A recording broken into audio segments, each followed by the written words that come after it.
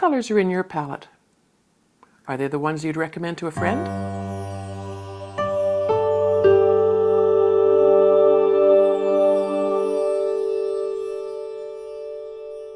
I'd like to thank the Process Art Discovery audience for joining me today. I'm Lynda Norman. I'm a watercolor artist in British Columbia.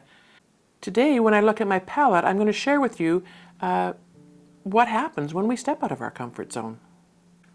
So the other day, someone posed a question to me, a simple question: what colors are in my palette? I often share that I use a palette that I've put together from the suggestions of Michael Soloviev, who's a watercolor artist I admire greatly, and did a workshop with him, and those were the colors that he recommended. And they were great for that workshop. I really appreciated having those colors at my disposal. But when I thought about how I would answer that question, I wasn't comfortable with recommending all of the colors that I had already sitting in my palette. I sat down, took a look at them all, I tested them, took a look at, were they colors that I really wanted to use in my daily practice? And honestly, there were several that just sat there, drying up and never used. So the beauty thing about my solo palette, eco palette, is that these little pans do come out. So I have two palettes. One is the basis of the Michael Soloviev palette that I've put together for that workshop. And this is my palette. This is the palette that I always use. And I was actually quite stunned to acknowledge that there were only a couple of colors there that I used. And often I would get up, I would go over to my wall where I have all my colors on hooks or on clips on a pegboard, so that I could pick a different color for a little accent or a little bit of blending that I wanted to use. One example is my buff titanium, and I'm going to find a spot for that in my palette, I think, at some point, because I'm loving using that. But these little pans can be ordered separately. They're lovely. The palettes actually have a little magnet in them, and one on top too. So you could even set a couple of pans if you needed to fill them. And actually, I might just do that. Fill one with a buff titanium, and then put it on my palette like that when I want to use it. But I took out 5 colors. One was one that I recently added. I'd heard a lot of buzz about the Winsor Newton Ultramarine Ash, I think it's called. And so it's made from the grindings, I believe, of the lapis lazuli mineral, gem, I don't know, I guess it's a gem. Anyway, I was excited to use it, but it's beautiful, it just doesn't fit with my palette because I use the more intense colors. I like the richer, deeper colors, and this is a very soft, ethereal kind of color. So it might be great for people who paint florals, that kind of thing. So I took that out, set it aside. The other colors that I removed were, I had an indanthrone blue next to my Mayan blue, which I would never change out my Mayan dark blue. That's my favorite. But the indanthrone blue for me was a bit on the bright side. And I often found myself, when I was not really paying a lot of attention, I would dip my brush into that one instead of my Mayan blue and touch it to my page, and then I would have this awkward situation with this bright color showing through that I wasn't always happy with. And so I took out the indanthrone blue and I replaced it with a French ultramarine. The French ultramarine is an amazing color. It's great for skies. It's a beautiful light, bright blue. But if you mix that with your quinacridone rose, it gives you the most incredible purple. So there's really, I think, a value to having that in my palette. I'm starting now to appreciate more of the lighter blues. The Mayan dark blue is great for my skies, the moody skies, but the French ultramarine is going to brighten up those skies and bring more life to some of my summer and spring landscapes. So I'm looking forward to that. So I've added that. I took out. What color did I have in? Oh, this is where I had that Winsor Newton color. I wanted a brighter yellow, And so I tested some yellows. I've got New Gamboge, I've got Hansa Yellow Light, but they all tended to have that kind of orangey undertone to them. And I've already got my quinacridone gold, which gives me that if I provide it in a thicker quantity. I've also got my Aussie Red Gold that is a very beautiful orange color. So I, through the process of elimination, came up with the Nickel Azo Yellow. It's a nice bright yellow. It's going to give me that color that I want when I want to highlight leaves in trees and sunlight on grasses and that kind of thing. So the Nickel Azo Yellow has a place in my palette now. And then the other thing that I put into this particular palette is one of the Daniel Smith, gosh, now my brain is gone. It's called Serpentine Genuine. So it's the Primateks, that's the word I'm looking for. Primateks or Primateks series, where the pigments are enhanced and made with beautiful minerals and they're just gorgeous. And it's a brighter a brighter green. It goes really well with my undersea green that it's, you know, one of the colors that I absolutely wouldn't be without. So that's how I changed things up for this one. I left the other colors that are there. I've got my Mayan dark blue, my French ultramarine blue, undersea green. This one was sepia. I took that out. I don't paint with a lot of the brown tones when I'm painting with a brush. Often I will use it with one of my grays or dark blues when I'm doing a two-tone, if I'm doing it on canvas, straight from the tube. But from the brush, I didn't find it was a valuable tool or a pigment for me. If I'm doing, you know, beautiful tree branches with my lovely Lebanson brush with this point, I often will do a mixture of my Mayan dark blue, because that's generally a color that I have in my painting, mixed with a little bit of perhaps the Aussie Red Gold or the green, or just mix a couple of colors just to get a dark. It doesn't have to be specific, as long as I feel as long as it's mixed with colors that I'm using in a painting, that dark is going to work just fine.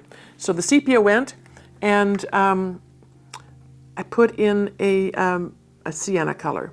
So it's a more orange. So I've got some orangey yellows and some brighter yellows just to brighten up those landscape paintings of mine. On the side here, I bought a tube of Opera Pink because I was doing some florals, testing them out. So I just put a dab of it here. It's not a color that I generally use either. And then this one was the Michael Soloviev palette, and I kept some of the colors because they really are beautiful and useful. And there's neutral tint, which comes in handy when you're mixing colors. Often you want to just sort of tone things down a bit. So I kept that in. I actually, for some reason, I had it in both palettes, and that was kind of redundant. And then Lunar Blue. Lunar Blue is a beautiful, deep blue. It's a different tone than the Mayan dark blue, and we'll look at those compared side by side in a few moments. And then a cobalt blue, again, another bright blue. It's a different tone than the French ultramarine, so you can change things up. Some are warm tones, some are cool tones. Then we have, I'm going to have to check this one out. Oh, this is a phthalo blue green shade. I left that in, the phthalo blue green shade and the phthalo green blue shade, because I wanted to have that option sometimes for water and the underside of leaves when you want just an indication where the light is hitting at a different level. You get this different shade with them, and it's kind of pretty. So I left those in the palette. Those are probably ones that I wouldn't use a lot, but they're there when I need them.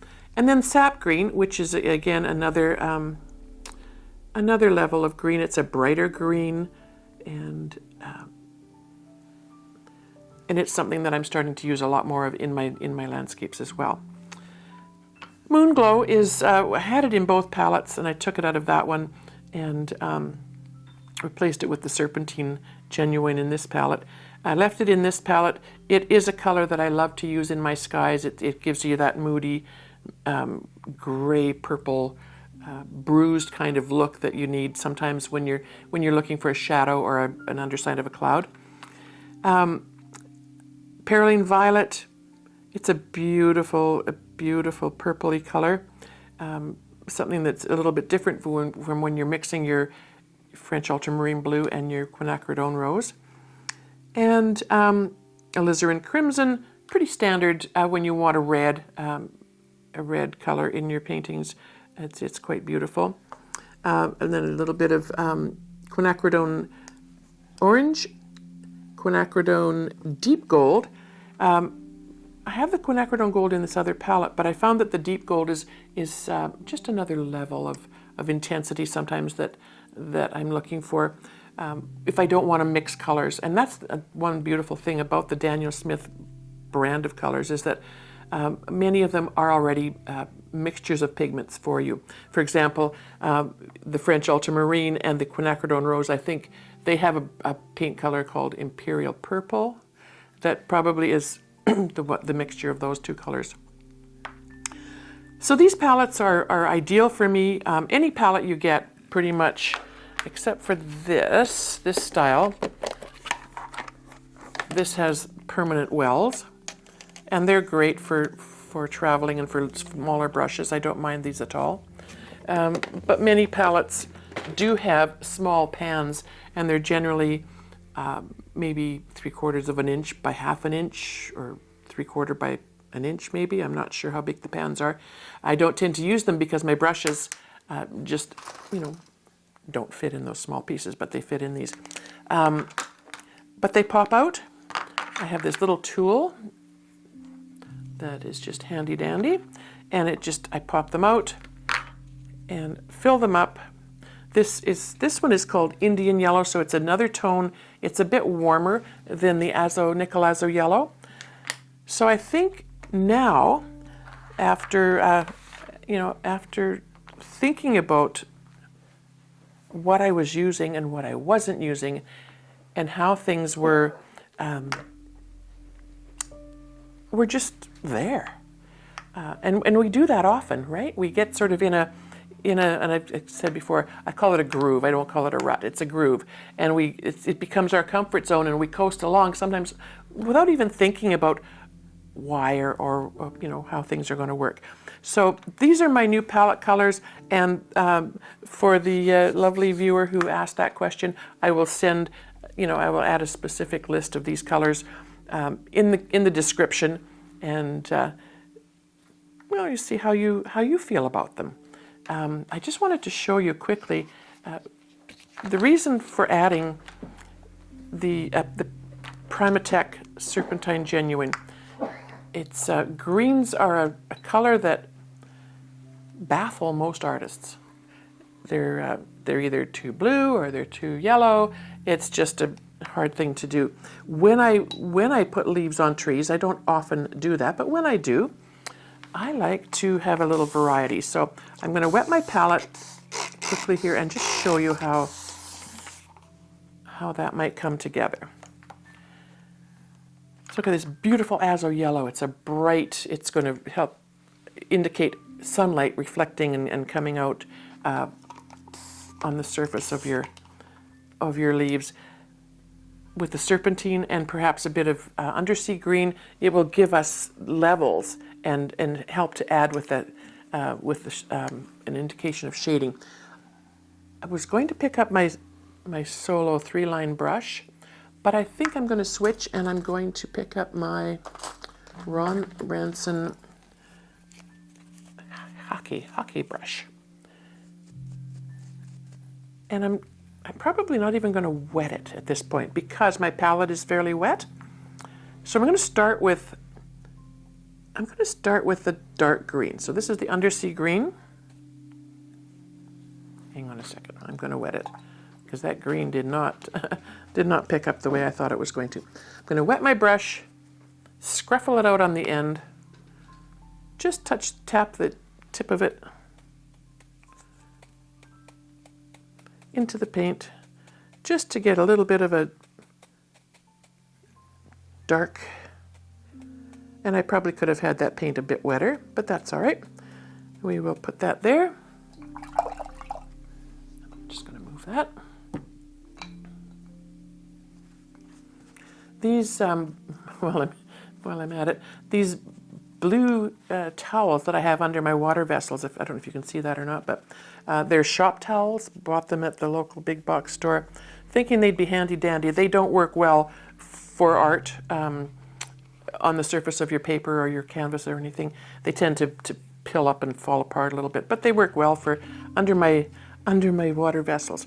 So now I've got a bit of dark, just a little mottled, and you can put this over top of a layer of other colors. So you got your dark. The next thing I would do is go in with the Serpentine, and it's going to give me, I just want to give it a bit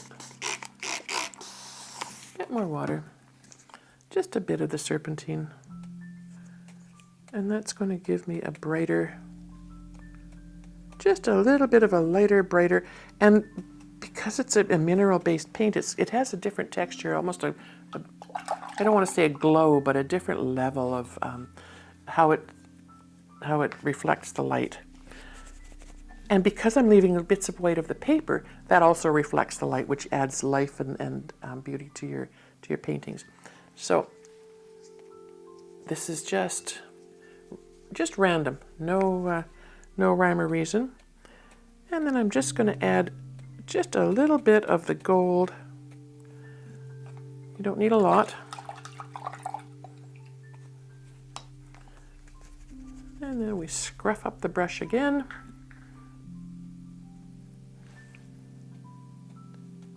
And then we'll just add a couple of, just on the tops where the highlights are.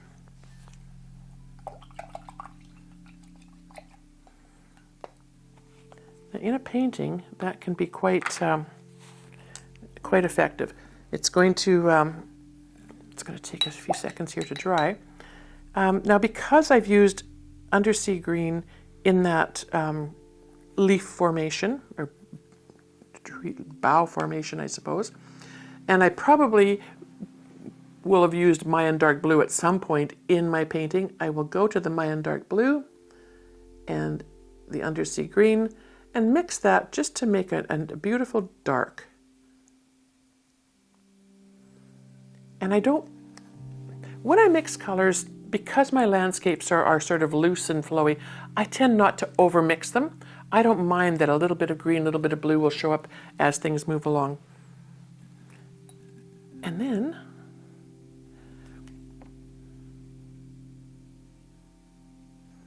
you can go in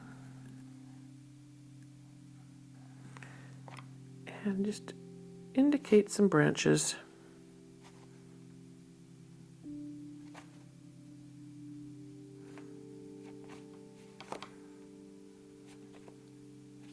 Change up the angles and the shapes a tiny bit. And there you have, you know, a lovely kind of multi-dimensional looking top of your tree. So I'm glad I switched things up. You know, the blue, the French ultramarine blue for a sky is going to be so pretty. See how lovely that is. The French ultramarine is a granulating color as well, so it does tend to sort of move around on its own on the page. A lot of the colors that I use, the Daniel Smith colors, are granulating, so you can see they're for a flat wash maybe not as effective, but I tend not to use flat washes in my painting. And it will lift, you know, you can lift out just as easily, make your cloud shapes. It'll go nicely with the dark Mayan dark blue for some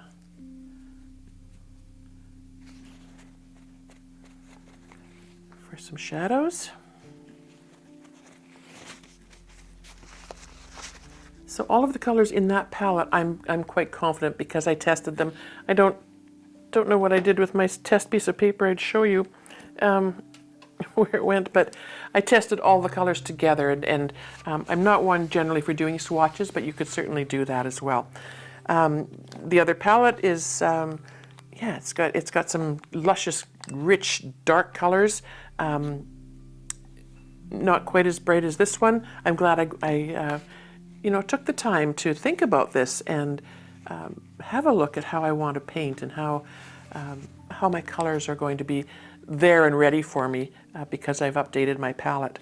So I hope that you've spent some, that you do spend some time with your colors, with your palette, refining, finding out what works for you. You know, when I first started painting, I watched YouTube videos, and there were people with, you know, big palettes with 64 colors, and I thought that was the way to go. And it turns out that, you know, even these 10 colors sometimes are more than what I need in a painting. I try to stick to 3 or 4 maximum in a painting, so this gives me an option perhaps to do some experimenting, and in future videos I think that's what I'll do. I will pick 3 colors and see what we can come up with. So I hope you take a moment, take a look. What's in your palette? Let me know. Let me know if they're working for you, if you change things up. Maybe you found some things that you can share with the rest of us that will make our lives all that much brighter. I'd like to thank the Process Art Discovery audience for joining me today.